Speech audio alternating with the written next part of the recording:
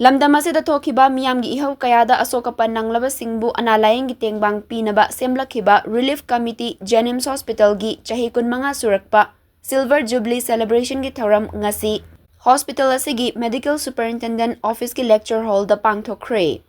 memorabilia haina mingthonba souvenir ama phongkhibaga loinina miyamgi ehou da thawaina pontha pikhraba athaubi kayagi mafamda minute ani tuminna leiduna ikai khumnabasu utkhi Makhatana RELIEF COMMITTEE aduda chahi gi oina thau puramba sing amadi asokpa singda lengyan fiyanduna ikai khumnaba utkhi thouram aduga mari lenana RELIEF COMMITTEE gi chairman thoidingjam bon na hai 2001 da miyamna ceasefire extension taugadabani haina haurakhiba ehouga iroinina semkhiba RELIEF COMMITTEE JNIMS asina matam-matamgi haurakhiba miyamgi ehouda asok apan nanglaba kayabu mateng pangduna lakli Committee asina haurakpadagi hauna Hospital Authority amadi miyamgi matenga loinana miyoi 553 da tengbang pikhi amadi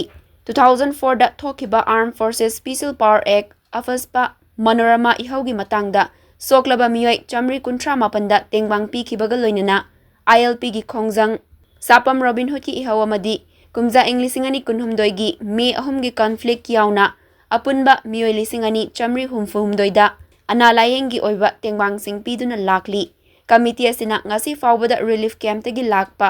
protest tawbadagi lakpa amadi khun ngakpa singi asokpa sing haina ahum thokna khaidoktuna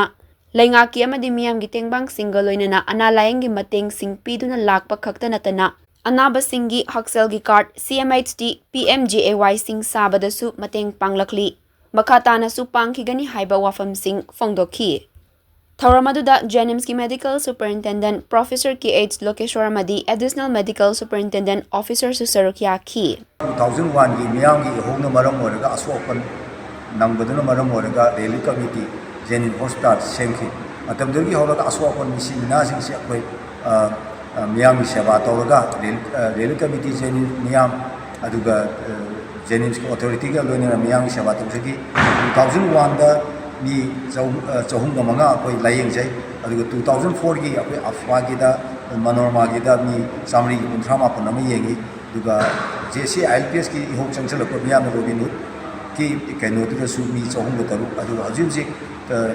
me gi tarik hum gi sathar iliba akoi gi kukina mitai da lan tarak liba kukina naga da lan tarak liba sigi da su hoji miyoi punna lising ani ga samri hum phum do ko yengjagre aduna hoji mo da koina RELIEF COMMITTEE JNIMS tawjeri si leita laira akoi gi government gi oiba social welfare scheme sing sa panganba aduga akoi gi anabada koina guide tawba ateng mangba private hospital sine yengiba akoi gi relief camp gi aduga kudak da sokwa da thana protest da sobu sing sa akoi coordinate tawba sigum jing se akoi da sangselei ngasi asi koi RELIEF COMMITTEE JNIMS ki sei kunga sugi silver jubilee si koi mafam asida aibedi akoi JNIMS ki lecture hall da akoi pangthokkhre